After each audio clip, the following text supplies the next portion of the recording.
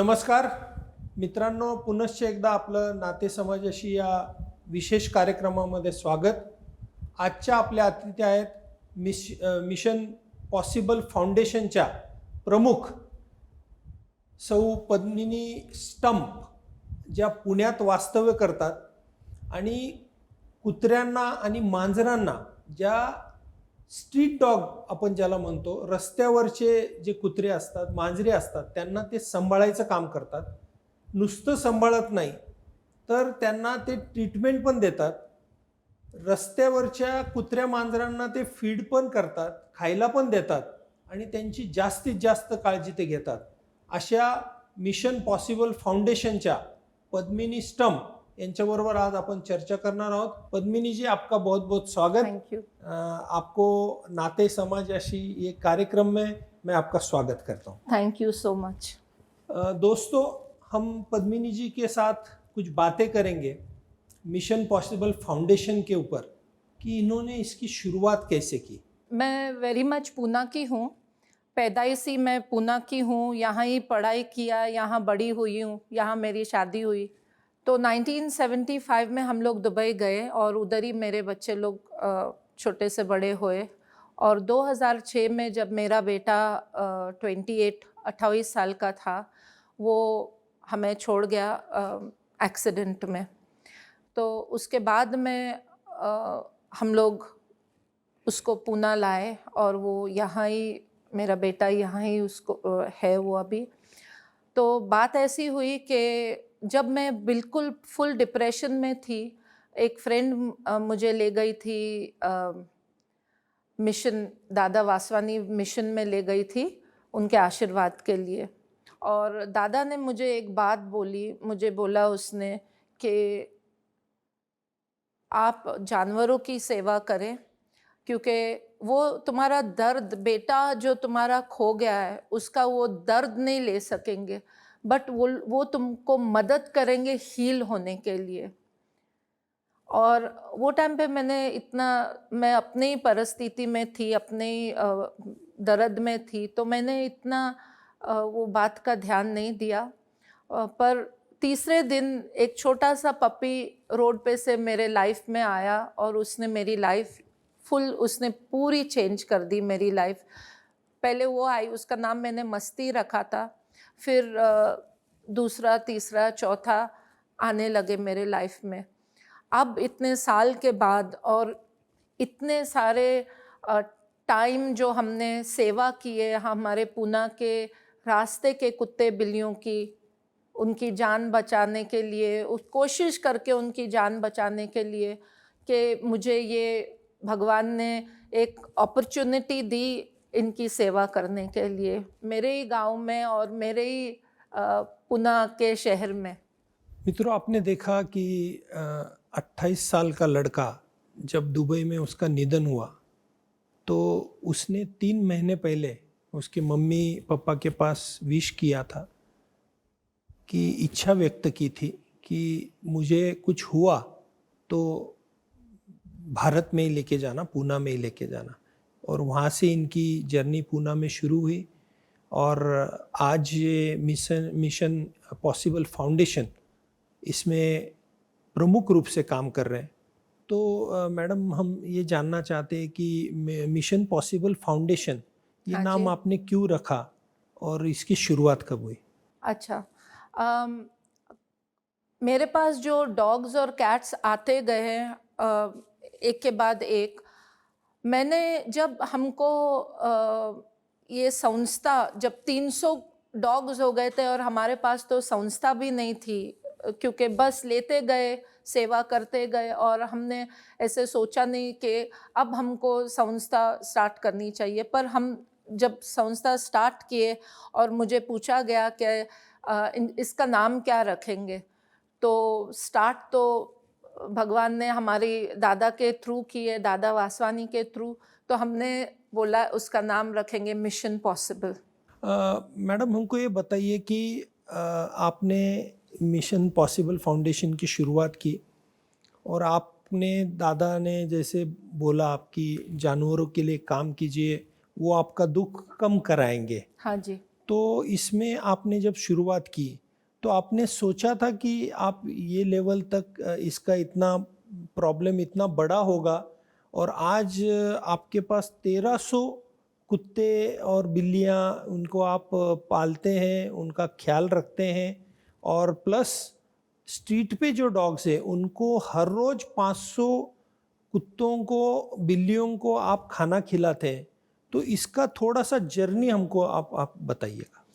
मैं तो, मुझे जो भी कोई बोलता है कि आप लोग ये कैसे करते हैं, मेरे पास अभी 1300, आज भी मेरे पास 1300 डॉग्स हैं, कुत्ते, और 300 से ऊपर बिल्लियां हैं। बहुत सारे लोग ये नहीं सोचते हैं कि जानवरों को भी जान दी है भगवान ने, और इनको भी पेट दिया है, और इनको खाना देना बहुत ज़रूरी है। मतलब अगर हम इंसान इनको खाना नहीं देंगे तो कौन देगा? ये लोग काम नहीं कर सकते, ये लोग भीख नहीं मांग सकते हैं, बिल्कुल ही नहीं। तो एक आधी सूखी रोटी क्यों नहीं रहती? अगर हम लोग उतना तो अपन कर सकते हैं, उनको दे सकते हैं। पद्मिनी जी, अभी आपने बोला कि 1300 डॉग्स, कुत्ते और बिल्लियों को आप संभालते हैं, तो हाँ ये जी। कहाँ संभालते हैं, कहाँ पे उनका ये हाउस आपने बनाया है, और वो मैनेज आप कैसे करते हैं, उनको क्या खाना खिलाते हैं, फिर इसका जो पैसा खड़ा होता है, जो खर्चा होता है, ये कैसे आप मैनेज करते हो? ओके, हमारे जो है, हमारे दो सेंटर्स हैं। एक तो है पूना में, शंकर शेठ रोड के ऊपर। मेरा जो घर है वो पूरा मैंने इनके लिए अभी का रहता यूज़, घर आपका? हाँ जी, मैं ये सब जानवरों के बीच में रहती हूँ।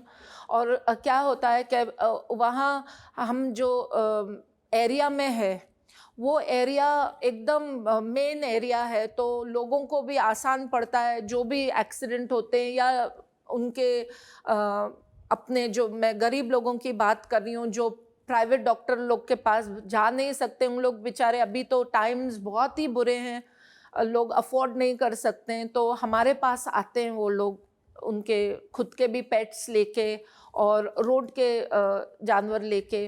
तो हम लोग उनकी सेवा करते हैं, हम लोग उनको प्राइवेट डॉक्टर्स के पास लेके जाते हैं, उनका खाना खाने का देखते हैं, हर बात से, जो भी A to Z। मेरे पास 21 लड़के हैं काम करने के लिए, और दो, एक पूना में है हमारा शेल्टर, और एक है सासवड़ में, जादववाड़ी में। अमर सिंह जादव राव जो हैं, वो उन्होंने हमको जगह दी, और शेल्टर हमने वहाँ बनाया, ये डॉग्स के लिए, कैट्स के लिए। वहाँ हमारे पास एक गाय भी है जिसको रेस्क्यू किया था हमने, छोटी सी थी वो, उसको रेस्क्यू किया था, अभी वो एक माँ बन गई है। और हमारे पास वहाँ एक रेड़ा भी है, जो बचपन में उसको काट के खाने वाले थे, पर हमने उसको रात के 1-1:30 बजे जाके रेस्क्यू करके लाया। अभी तो वो इतना बड़ा हो गया है, उसका नाम हमने भोला रखा है। वहाँ बिल्लीज भी हैं, उनके लिए कैटरी बनाई है हमने, और डॉग्स भी हैं। जो डॉग्स, वो कौन से डॉग्स हैं उधर, जो समझो उनकी उम्र हो गई है, वो लोग खाना नहीं नहीं कर सकते, खाना ढूंढ नहीं सकते, उनमें ताकत नहीं रहती, अंधे हो जाते हैं वो लोग, उनको बीमारियां हो जाती है ज़्यादा करके, जो बूढ़े डॉग्स रहते हैं। और हम लोग ऐसे रोड पे नहीं छोड़ देते डॉग्स। तो एक तो बूढ़े हैं, फिर जो बच्चे पैदा होके, समझो माँ आ गई, प्रेग्नेंट माँ आ गई, उसको समझो मैगेट वुंड था या एक्सीडेंट हुआ था और उसको बच्चे हो जाते हैं, वो बच्चे रोड पे नहीं जी सकते, क्योंकि वो लोग को रोड पे जीने का उनको मालूमात ही नहीं है। तो वैसे हैं। फिर एक्सीडेंट केसेस हैं, जिनको मार लगी है, हाथ पैर उनका एम्प्यूटेट करना पड़ा है। बहुत सारे मैगेट वुंड के आते हैं, जो बहुत बुरे बुरे कंडीशन में आते हैं ये लोग, तो उनको हम नहीं छोड़ते हैं रोड के ऊपर वापस। ज़िंदगी और मौत, मैं सोचती हूँ क्या ऊपर वाला डिसाइड करता है, भगवान डिसाइड करता है, और जब उनका टाइम आता है वो जाए, पर हम वो डिसीजन हम नहीं लेते हैं उनको मारने का। अब रहा क्वेश्चन के संस्था कैसे चलती है, जब हमारे पास 3 350-400 भी डॉग्स थे।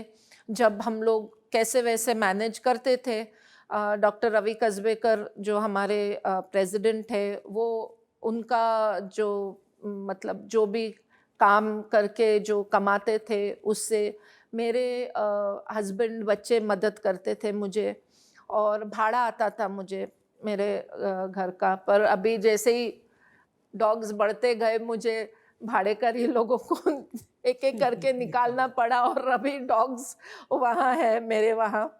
तो ये कैसे, मैं तो बोलती हूँ मैं कुछ नहीं करती हूँ, डॉक्टर साहब कुछ नहीं करते हैं, ये जो भी है भगवान करता है। क्योंकि इतने सारे जानवरों को, मुक्के जानवरों को और मतलब अपाहिज जानवर लोग को संभालना एक दो जन की बस की बात नहीं है। ये ऊपर वाले का जो मर्सी है ना, वो मर्सी को क्या? मर्जी, हाँ, दया। उनकी दया मया से ही ये काम चल सकता है, उनकी दया है ऊपर वाले की। दोस्तों, आपने सुना कि कैसी तरह से हो जानवरों को बचाना है, उनको खिलाना है, कैसे भी हालत में हो उनको ट्रीटमेंट देनी है। ये सब मिशन लेके पद्मिनी जी चल रही है। और आपने देखा कि कुत्तों के, बिल्लियों के नाम भी कैसे रखे जैसे अपने घर के परिवार के लोग हो, और उनका इतना करने के बाद भी खुद क्रेडिट न लेते हुए भगवान को क्रेडिट दे रहे हैं और भगवान का काम समझ के ये कर रहे हैं। मुझे लगता है कि ये बहुत बड़ा काम पद्मिनी जी कर रहे हैं। और अभी पद्मिनी जी ने जो बताया कि उनके साथ कंधे से कंधा मिलाकर जो दूसरी व्यक्ति है, उनसे भी हम बात करेंगे, डॉक्टर रवि कसबेकर जी। तो पद्मिनी जी, बहुत बहुत शुक्रिया, आपने बहुत अच्छी तरह से ये इन्फॉर्मेशन दी। Thank you. और हम सब लोग आपके साथ ये मिशन में रहेंगे। थँक यू जी. डॉक्टर कसबेकर जी, आपलंही खूप खूप स्वागत नाते समाजाशी या नमस्ते. कार्यक्रमामध्ये. मित्रांनो, आपण आत्ता ऐकलं की पद्मिनीजींनी मिशन पॉसिबल फाउंडेशनचं सगळं कार्य सांगितलं, कुत्र्यांबद्दल सांगितलं, मांजरींबद्दल सांगितलं, आणि त्यांनाच खांद्याला खांदा लावून जे त्यांच्याबरोबर काम करतात ते डॉक्टर रवि कसबेकर यांची ओळख म्हणजे आपलं कॅन्सर हा जर विषय आला तर समोर डायरेक्ट रवि कसबेकर हाच विषय नेहमी समोर येतो. आणि ते डॉक्टर जरी असले तरी त्यांची म्हणजे मदतीची जास्त भावना असते नेहमी. त्या इतर बाकी डॉक्टरांसारखं मी म्हणेल डायरेक्टली की तसं न करता त्यांचा ॲप्रोच खूपच वेगळा असतो. ते बोलण्यात एकदम कडक आहेत, परंतु जे समोरच्याच्या फायद्याचं आहे तेच ते सांगतात आणि तसंच सल्ला ते नेहमी देतात. डॉक्टर साहेब, आत्ता आपण मिशन पॉसिबल फाउंडेशनचं पद्मिनीजींकडून ऐकत होतो, त्यालाच मी थोडंसं कंटिन्यू आपल्याबरोबर करतो आहे. डॉक्टर साहेब, आपण या फाउंडेशनला कधी जुडला आणि आपल्याला का वाटलं की या फाउंडेशनला जुडलं पाहिजे? ह्या फॅमिलीशी माझा गेले 30 वर्ष किंवा जास्तच वर्ष माझे संबंध आहेत, फॅमिली संबंध आहेत. आणि त्यांच्या मागे, त्यांच्या सुखदुःखात मी नेहमी मागे असतो, त्यांना मदत करायला किंवा हे करायला. आणि त्याच्यामध्ये हा जेव्हा प्रकार झाला, त्यांचा मुलगा गेला आणि मग त्यांनी तुम्हाला सांगितलं की फाउंडेशन कसं झालं, तेव्हापासून मी त्यांच्या 2006 पासून आम्ही जी मदत करण्याची हे सुरू झाली, तेव्हापासून मी त्यांच्याबरोबर आहे. जी डॉक्टर साहेब, त्यांच्या बोलण्यातून असं आलं की कुत्र्यांचा, मांजरांचा सांभाळ केला पाहिजे, त्यांना रोडवर सोडायला नाही पाहिजे. तर जर आपल्याकडची कुत्री किंवा मांजरं जर कोणाला घेऊन त्याचं संगोपन करायचं असेल तर त्याच्यासाठी आपण काय कसा सपोर्ट करता आणि त्याला काही अटी शर्ती आपण लावता का, कसं त्यांना आपण हँडओव्हर करता? आपल्याला ही जी कुत्री मांजरी जी दिलेली आहेत त्याच्यामध्ये 2 भाग आहेत. एक वाईल्ड ॲनिमल्स आहेत, जी सिंहासारखी, वाघासारखी आहेत, तरस आहे की जे आपण पाळू शकत नाही. आणि दुसरी कुजरी मांजरी आहेत, ती आपल्या देवाने आपल्याला जवळ दिली आहेत, कारण आपल्याला त्याची काळजी घेण्यासाठी. म्हणून ऋषीमुनींनी त्यावेळेला ह्या जनावरांची जोडणी आपल्या देवांबरोबर केलेली आहे. म्हणजे गणपतीचा उंदीर किंवा विष्णूचा गरुड असे हे जे काय आहे हे आपल्याला त्यावेळेला त्या पुराणामध्ये तुम्ही जर गेलात तर तुम्हाला कळेल 5,000 हजार वर्षापूर्वी ह्या सगळ्या गोष्टी लिहून ठेवलेल्या आहेत आणि त्या आपण पाळत नाही आहोत आज मॉडर्नायझेशनच्या ह्याच्यामध्ये. तर ते बरोबर नाही आहे आणि त्याची काळजी आपण घेणं आवश्यक आहे. डॉक्टर साहेब, आता पद्मिनीजींनी जसं सांगितलं की 1300 कुत्री मांजरं आपण पाळतात आणि त्यांचा सांभाळ करतात. तर समजा कोणाला आपल्याला मदत करायची असेल तर त्यांना त्या सेंटरवर येऊन करावी लागेल किंवा त्यांनी जर तुम्हाला हातभार लावायचा ठरवला, कारण एवढं मोठं काम लोक करूच शकणार नाही, पण त्यांना जर तुमच्यात सहभाग घेऊन या कामाला जर सपोर्ट करायचा असेल, मग जागेच्या माध्यमातून असेल, लोकांच्या माध्यमातून, पैशाच्या माध्यमातून असेल, फूडच्या माध्यमातून, तर त्याची काय आपली नाही, आमची संस्था आहे ती वेबसाईटवरती पण आहे, मिशन पॉसिबल फाउंडेशन म्हणून. आणि त्याच्यासाठी काही लोक डायरेक्ट पैसे देतात चेकच्या फॉर्मने किंवा कॅशने. आम्ही त्यांना रिसिट्स देतो, त्याप्रमाणे आमच्या हिशोबासाठी बरं पडतं. काही जण तिकडे येऊन व्हॉलेंटियर म्हणून मदत करत असतात आणि काही जण सामान देतात, अन्न देतात, बाकीच्या काही जण येऊन औषधे देतात. त्याप्रमाणे आपापल्या परीने ते आणून आपल्याला मदत करत असतात आणि आम्ही एक्सेप्ट करतो. समजा आता आजकाल असं बघितलं जातं की ज्या सोसायटीज आहेत, कारण आता लोक सोसायट्यांमध्ये राहतात, तर त्या सोसायटीमध्ये खूप रेस्ट्रिक्शन आणतात. असे काही कुत्रे किंवा मांजरं पाळायचे असतील तर त्याचं नेमका नियम काय आहे? की बऱ्याच ठिकाणी असं वाटतं की नाही, हे नियमाच्या विरुद्ध आहे किंवा हे करता येणार नाही, असे काहीतरी सोसायटीत नियम पण लावले जातात. तर खरं काय, खरी परिस्थिती काय? खरी अशी आहे की आज ही आपण माणूस म्हणून आपण त्यांना बरोबर ट्रीटमेंट देत नाही आहोत आणि त्याच्यासाठी गव्हर्नमेंटनी, इवन सुप्रीम कोर्टाने ऑर्डर काढलेली आहे की तुम्ही तुमच्या घराच्या मागच्या गल्लीतलं कुत्रं पलीकडच्या कुत्रं म्हणजे समोरच्या घराच्या ह्याच्यामध्ये तुम्ही शिफ्ट करू शकत नाही. ह्याचं डायरेक्शन्स आहेत. इवन कॉर्पोरेशनमध्ये सुद्धा प्रत्येक सोसायटीनी काही कुत्री पाळायला पाहिजे असा नियम आहे. प्रत्येक फॅमिलीनी जर एक कुत्रं ॲडॉप्ट केलं, रस्त्यावरती एक कुत्रं येणार नाही हो, पण हे करत नाहीत लोक. काही जण घालतात, नाही असं नाही आहे, पण मेजॉरिटी जी आहे आपल्या सोसायटीमधली ती करत नाहीत. बरं, तुम्ही सोसायटी बांधतात ते ऑलरेडी तिथे राहिलेले असतात. म्हणजे जेव्हा ती मोकळं रान असतं, तुम्ही गावं आतमध्ये सोसायटी तुम्ही म्हणजे गावात हे आतमध्ये आणलेत, आता तुम्ही कॉर्पोरेशनमध्ये आणलेत, ती मोकळी जागेमध्ये ते होते आधी.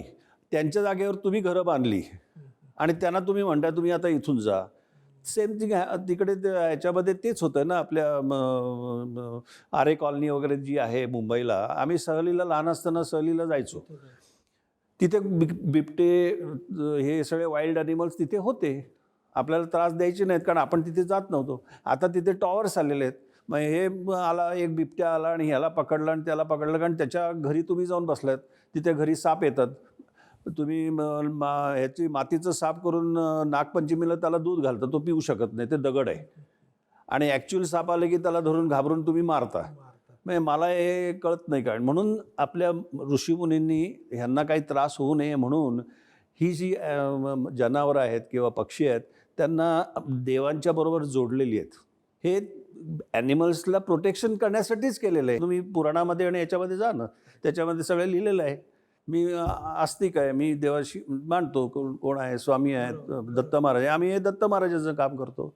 त्यांच्या पायाखाली 4 कुत्री ती का ठेवली आहेत? मग मला सांगा ना, ती का ठेवली आहेत? ती त्यांना खायला दिलं, मग देवळात जायची गरज नाही हो. मित्रांनो, डॉक्टरांचं म्हणणं जरी कडक शब्दात असलं तरी एक लक्षात ठेवायला पाहिजे, मनुष्य हा एकमेव प्राणी आहे की जो या सगळ्यांपेक्षा उच्च स्थानावर आहे आणि बाकी मुख्य प्राण्यांना सांभाळायची जबाबदारी ह्या मनुष्याचीच आहे आणि ती जबाबदारी आपण सगळ्यांनी पाळली पाहिजे. त्यांना काही त्रास होऊ नये, इजा होऊ नये याच्याकडे लक्ष दिलं पाहिजे.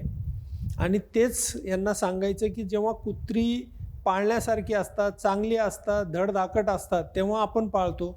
आणि जी कामाची नाही, त्यांना मारण्यापर्यंत लोक जातात, तर या गोष्टीला आपल्याला बदलायला पाहिजे आणि मिशन पॉसिबल फाउंडेशनला होईल तेवढी मदत मी सगळ्यांना अपील करील की त्यांनी यांना मदत केली पाहिजे. डॉक्टर साहेब, एक शेवटचा प्रश्न मी विचारतोय की आपला आता भविष्यातल्या योजना काय? भविष्यात आम्हाला आपल्या शहरामध्ये हॉस्पिटल नाही. आमच्याकडे जे आहे आता हे त्यांना ते पाऊंड्स म्हणतात. पाऊंड्स म्हणजे तिथे न्यूट्रिंग फक्त होतं. समजा आता रात्री बेरात्री ॲक्सिडेंट झाला किंवा आजारी पडला किंवा कोणी रॉडनी मारलं आहे, कोणी काय केलं आहे, ते इंज्युर्ड झालेले पेशंट म्हणजे कुत्री मांजरी जी असतील किंवा किडे पडलेले येतात, मॅगेट्स झालेले, यांना कोणी बघतच नाही आहे. कारण हॉस्पिटलच नाही. कारण हे लोक आमच्याकडे गर्दी का करतात? कारण हॉस्पिटल नाही म्हणून. एकदा हॉस्पिटल झालं तर तिकडे ती जातील. आणि आपल्याकडे पुण्यामध्ये असं करणारं हॉस्पिटल पाहिजे अशी आमची कल्पना आहे आणि याच्या मागे आमची वाटचाल चालू आहे. तर मला असं वाटतं की जर या मागणीला पुढं नेलं आणि जर एखादं चांगलं हॉस्पिटल झालं तर मला वाटतं खूप मोठा विषय हा हाताळला जाईल. आज आपण बघितलं मिशन पॉसिबल फाउंडेशन हे किती मोठं काम या मुक्या जनावरांवर करतं आहे. कुत्रे मांजरे असतील आणि यांचा संदेश पण आपल्याला नीट पोचवायचा आहे सगळ्यांपर्यंत आणि ह्यांना आपण सगळेजण साथ देऊया. डॉक्टर साहेब, खूप खूप नमस्कार. धन्यवाद. आपण Thank you. आलात आणि ही नमस्कार. चांगली धन्यवाद. माहिती आम्हाला सगळ्यांना दिली. थँक्यू. मित्रांनो, भेटूया पुढच्या भागात नातेसमाजाशी या कार्यक्रमामध्ये.